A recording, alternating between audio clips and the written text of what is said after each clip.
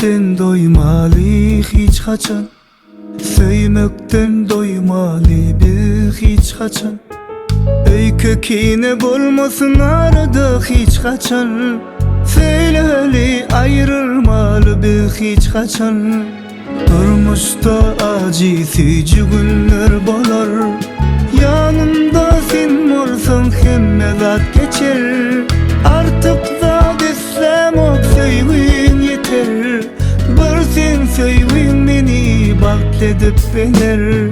Söyensem seni haydi yarın bunu yitiresim gelemok. Söyensem seni anan yansana, anan aymana. Şonna bizim hiç kim girmez aramıza. Bu dünya dönümde sonda gitmeli. Yana gitme benden.